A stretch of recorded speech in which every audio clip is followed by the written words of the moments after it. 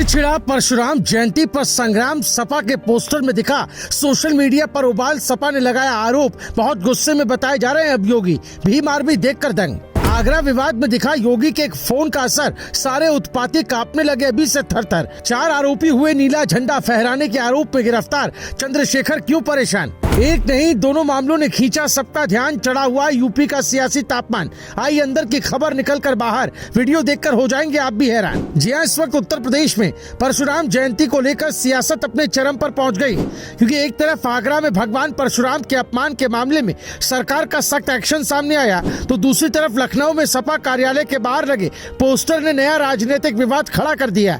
दोनों घटनाओं ने मिलकर पूरे प्रदेश का सियासी तापमान बढ़ा दिया है, जिसने चंद्रशेखर को भी हैरान कर दिया। बताया जा रहा है कि लखनऊ में समाजवादी पार्टी के दफ्तर के बाहर लगा हुआ एक पोस्टर इस पूरे विवाद की शुरुआत बन गया। पोस्टर में सीधा सवाल किया गया कि परशुराम जयंती पर जो सार्वजनिक अवकाश पहले दिया जाता था उसे खत्म क्यों किया गया।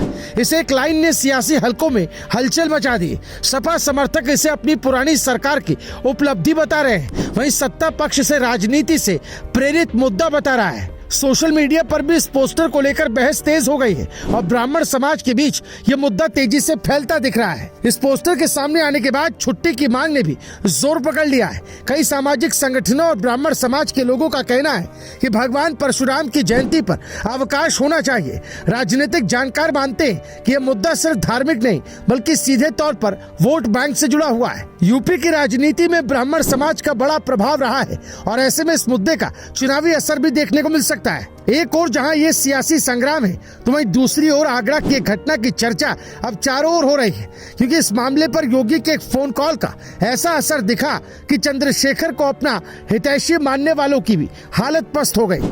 आपको बता दें, अम्बेडकर जयंती के दौरान परशुराम चौक पर कुछ युवकों द्वारा नीला झंडा फहराने और माहौल बिगाड़ने की कोशिश की गई थी। जूते पहनकर चौक पर चढ़ना, झंडा बदलने की कोशिश और फिर वीडियो वायरल करना, इन सब ने मामला गंभीर बना दिया है। जैसे ही ये वीडियो सामने आया, ब्राह्मण समाज में भारी आक्रोश देखने को मिला। सड़कों पर विरोध शुरू हो गया। यहीं पर योगी सरकार की सख्ती नजर आई। पुलिस को साफ निर्देश दिए गए और तेजी से कार्रवाई शुरू हुई। वायरल वीडियो के आधार पर आरोपियों की पहचान की गई और 4 युवकों को गिरफ्तार कर लिया गया। देर रात हुई इस कार्रवाई ने साफ संकेत दे दिया कि कानून व्यवस्था के मामले में कोई ढील नहीं दी जाएगी। जिन लोगों ने पहले प्रदर्शन किया था उन्होंने इस कार्रवाई को सही दिशा में कदम बताया। इन दोनों घटनाओं ने मिलकर एक बड़ा सियासी नैरेटिव तैयार कर दिया है। एक तरफ सपा पोस्टर के जरिए सरकार को घेरने की कोशिश कर रही है, तो दूसरी तरफ सरकार कानून व्यवस्था और आस्था के मुद्दे पर सख्त रुख दिखा रही है। यही वजह है कि अब यह मामला सिर्फ एक घटना तक सीमित नहीं रहा, बल्कि पूरे प्रदेश की राजनीति का बड़ा मुद्दा बन गया। राजनीतिक गलियारों में अब इस बात की चर्चा तेज है कि क्या ये विवाद आने वाले चुनाव तक जाएगा।